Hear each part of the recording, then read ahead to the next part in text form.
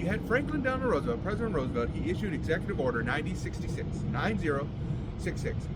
And so this order was to inter Japanese Americans into camps.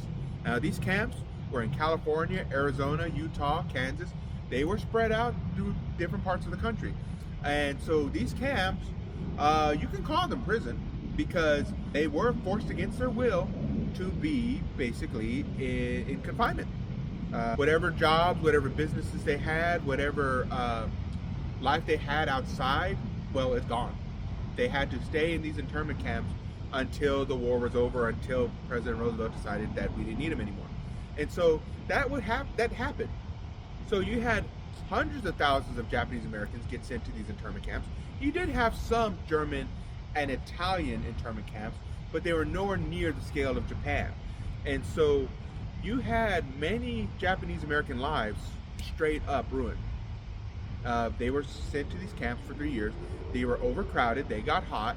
Now, don't make the mistake that a lot of lazy people do, where they say that these internment camps are similar to concentration camps.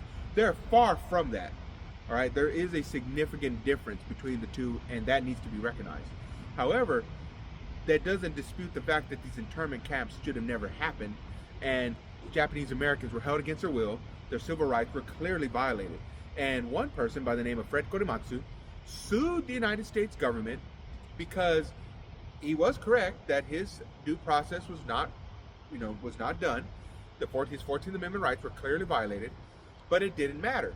The Supreme Court, in a unanimous vote, 9-0, said that Fred Korematsu's case did not have merit because this was due to a national emergency.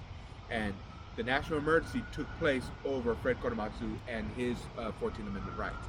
That was their decision. Now, this decision is actually been criticized quite severely by legal scholars. Nevertheless, it still happened. And also, it took many years, if not actually decades, for the United States government to realize the error of their ways, and they had to formally apologize to the Japanese Americans. I believe this started in the late 80s, and they had a ceremony with Bill Clinton in the early 90s about the Japanese internment camps, how wrong they were, how it did violate the civil rights of Japanese Americans, and how their lives were turned upside down, if not outright ruined, due to these internment camps. And so payments were made, compensation was made, but you can't give back those years that Americans lost